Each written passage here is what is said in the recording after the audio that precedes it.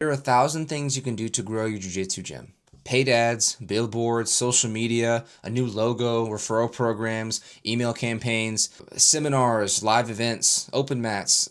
The options are endless, it seems, especially with all the advice that you can see online. And almost none of them matter until you can answer this one question. I'm Tanner. I've spent the last 3 years building, auditing, and managing websites and Google business profiles of jiu-jitsu gyms and MMA academies across the United States. I've looked at hundreds of jiu-jitsu gym websites and Google business profiles. I've sat on calls with owners of jiu-jitsu gyms and MMA academies of all kinds. I've also seen what actually moves the needle for these jiu-jitsu gyms that I help. I also see what can be a complete waste of time, especially if done in the wrong order. I'm also a brown belt in jiu-jitsu. I train every day. I started training 10 years ago. I compete.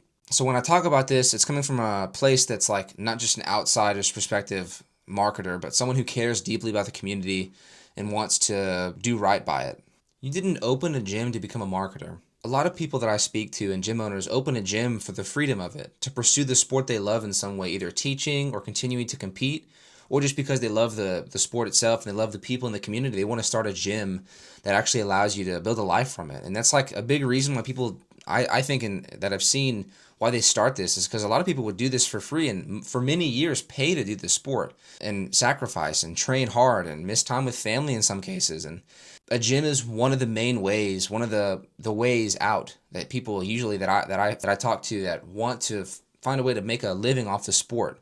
And that's like one of the main ways. You have your own gym, you can make money from it, you can build the gym how you like. So there's a lot of reasons why people would decide to start their own gym, and that's like a big one. When people do search for this freedom though, between signing the lease and about 3 years in, depending on even the first year, you can notice it, but there's the shift of like, I'm going to pursue what I want, and everyone knows it's harder. It's not just like going to be easy, but they realize they have to like build a website and like get ranked higher on Google. They have to do marketing. They have to manage people. They have to hire employees in some cases, do janitorial work, clean the mats, buy the mats, get everything set up. They still have their own family usually that they want to maintain and make sure they're good. And they may have other hobbies outside of jiu-jitsu. Most people will get pretty obsessed with it, so unlikely in the beginning. Between social media and paid ads and people reaching out to you all the time trying to sell you stuff, and you don't know what's legit, you don't know what's real, and like what people who are actually trying to do right by you and people who are trying to just like take your money, it can be pretty overwhelming when all you really wanted to do was train.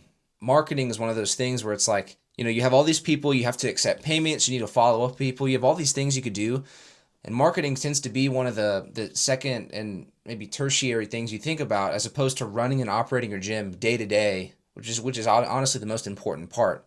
Without this core being strong, the marketing won't even be useful because they're going to show up and not have a good experience in the first place. So that being said, I'm going to read off all the hats you may have to wear in your business real quick. Part-time admin, part-time marketer, part-time janitor, part-time IT department, part-time HR, part-time accountant.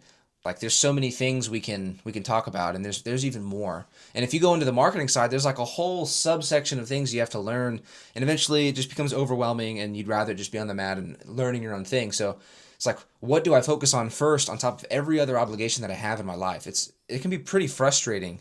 People almost just give up because it's just too much.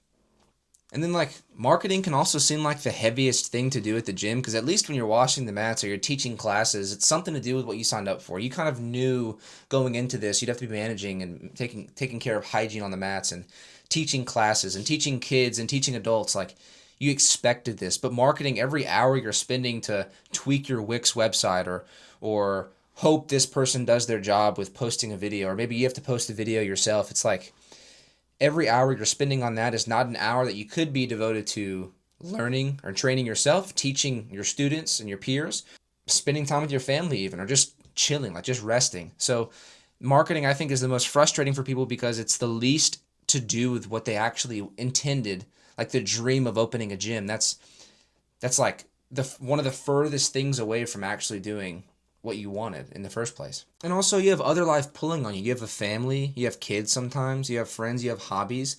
And like oftentimes maybe spouses or even your friends or your family already think that the sport takes too much time from you. And it's like now even on the weekends, usually marketing gets thrown on that because that's when you have a chance to even sit down at a computer and really think about this stuff.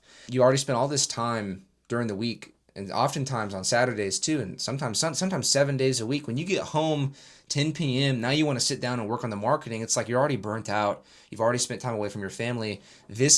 I think this is why, at the core, why marketing can be so frustrating for gym owners. In a lot of cases, you opened a gym for freedom. At the core, it was freedom. I think in most cases, there's a part of that why you decided to open a gym. And marketing tends to take away a lot of that freedom day in and day out.